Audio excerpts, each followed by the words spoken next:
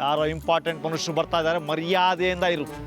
ಒಂದು ಮೂಲೆಯಲ್ಲಿ ನಿಂತ್ಕೊಂಡು ಇಲ್ದರೆ ಯಾವ್ದಾದ್ರು ಒಂದು ಫ್ಯಾನಲ್ಲಿ ನೇತಾಡ್ಕೊಂಡು ಬಿದ್ದಿರು, ಇಲ್ಲ ಅಂದರೆ ಪೊಲೀಸ್ಗೆ ಇಟ್ಕೊಟ್ಬಿಡ್ತೀನಿ.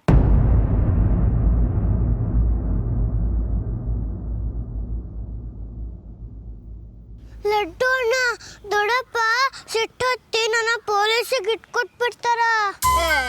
ನೀನು ಎಲ್ಲಿದ್ಯಾ ಅಂತ ಅವ್ರಿಗೆ ಗೊತ್ತಿಲ್ಲ, ನಿನ್ ಪೊಲೀಸಿಗೆಲ್ಲ ಗೊತ್ತಿರುತ್ತೆ. ಅವ್ರಿಗೂ ಬಣ್ಣ ಹಚ್ಚಿದ್ರೆ ಆಯ್ತು. ದೊಡ್ಡಪ್ಪ ಸುಳ್ಳು ಹೇಳಿ ತಮಾಷೆ ಮಾಡ್ತಾನಂತ ಅವ್ರನ್ನ ಇಟ್ಕೊಂಡು ಹೋಗ್ತಾರೆ.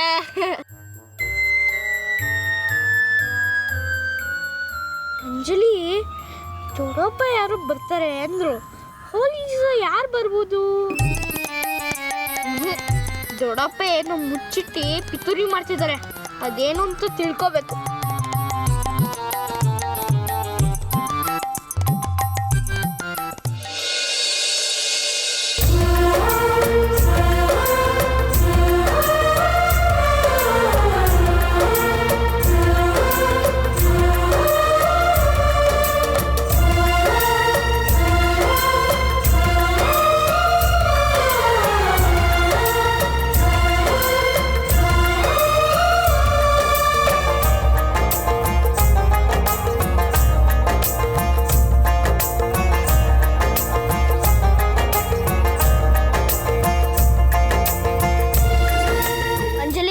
ಒಳಗ್ ಬಾ, ಏನೋ ವಿಷಯ ಇದೆ.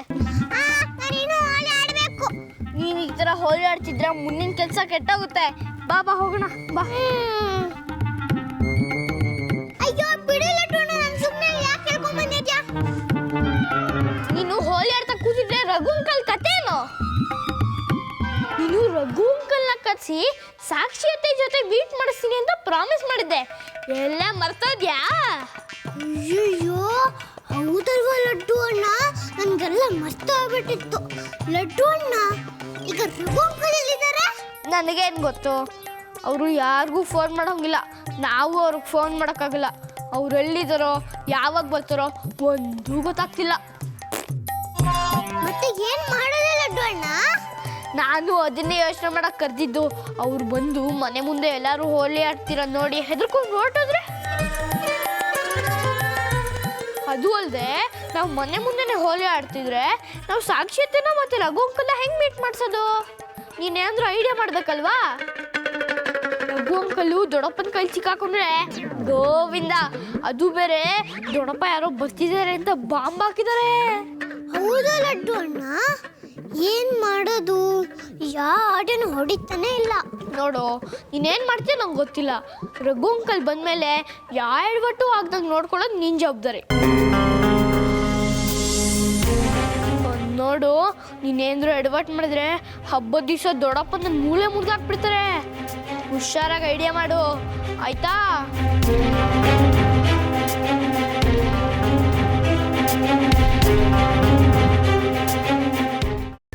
ಕೈಮಾ ಲಿವರ್ ಚಕ್ಕಣ ಮಾಡುವ ವಿಧಾನ: ಒಂದು ಬಾಣಲಿಗೆ ಎಣ್ಣೆ, ಈರುಳ್ಳಿ ಹಾಕಿ ಹುರಿದು ಶುಂಠಿ ಬೆಳ್ಳುಳ್ಳಿ ಪೇಸ್ಟ್, ಅರಿಶಿನ, ಪುದೀನ, ಕೊತ್ತಂಬರಿ ಸೊಪ್ಪು, ಲಿವರ್, ನೀರು, ಬೇಯಿಸಿದ ಕೈಮಾ, ಟೊಮ್ಯಾಟೊ ಪ್ಯೂರಿ, ಗರಂ ಮಸಾಲ, ತುಪ್ಪ ಮುಚ್ಚಳ ಮುಚ್ಚಿ ಬೇಯಿಸಿ. ಈಗ ಕೈಮಾ ಲಿವರ್ ಚಾಕಣ ಸವಿಯಲು ಸಿದ್ಧ. ನಮ್ಮ ಇವತ್ತಿನ ಕಾರ್ಯಕ್ರಮದಲ್ಲಿ GFC ಖ್ಯಾತಿಯ ಕೃಷ್ಣಪ್ಪನವರು ಒಳ್ಳೆ ಚಾಕ್ನವನ್ನ ಮಾಡಿ ಕೊಟ್ಟಿದ್ದಾರೆ.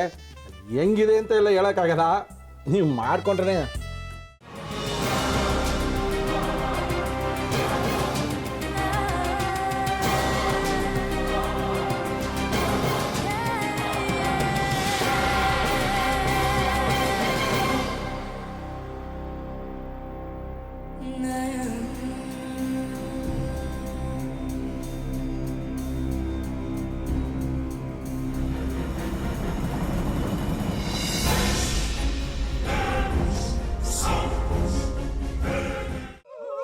ಎಟ್ಟಿ ತಕೊಳಕ್ ಬಂದವ್ರನ್ನ ಸುಮ್ಮನೆ ಬಿಡಲ್ಲ, ರೂಮ್ ಕರ್ಕೊಂಡೋಗಿ ಸಾಯಿಸ್ಬಿಡ್ತದೆ.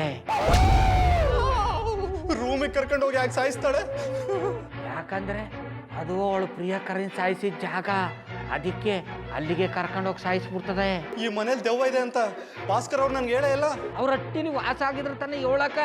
ಹಟ್ಟಿಲಿ ವಾಸ ಆಗಿರೋರ್ನ ಯಾನು ಮಾಡಲ್ಲ, ಆದ್ರೆ ಹಟ್ಟಿ ತಕೊಳಕ್ ಬಂದವ್ರನ್ನ ಅದು ಸುಮ್ಮನೆ ಬಿಡಲ್ಲ ಬಿಡಲ್ಲ ಬಿಡಲ್ಲ. ಇದನ್ನೆಲ್ಲ ಹೇಳ್ತಿದ್ಯಲ್ಲ, ನೀ ಯಾರು? ನಾನು ಹಟ್ಟಿ ವಾಚ್ಮ್ಯಾನ್. ನಾನು ಅರ್ಜೆಂಟಾಗಿ ರಾಮನಗರ ಹೋಗಬೇಕು. ನೀನು ವೆಹಿಕಲ್ ಕಳಿಸ್ತೀಯಾ? ಅಷ್ಟೇ ತಾನೇ? ಎಷ್ಟು ಗಂಟೆಗೆ ಅಂತ ಹೇಳಿ ಕಳಿಸ್ತೀರಿ. ಮೊನ್ನೆ ಯಾರೊಬ್ರನ್ನ ಕಳಿಸಿದ್ಯಲ್ಲ, ಅವನೇ ಕಳಿಸು, ಚೆನ್ನಾಗಿ ಓಡಿಸ್ತಾನೆ ಅವನು. ಮೊನ್ನೆನಾ? ಹಾ, ಶಿವು ಇರಬೇಕು. ಹಾಂ, ಅವನೇ. ಅಯ್ಯೋ, ಅವ್ನು ನಿನ್ನೆಯಿಂದ ಕೆಲಸಕ್ಕೆ ಬಂದಿಲ್ಲ. ಫೋನ್ ಮಾಡಿದ್ರೆ ರಿಸೀವ್ ಮಾಡ್ತಿಲ್ಲ.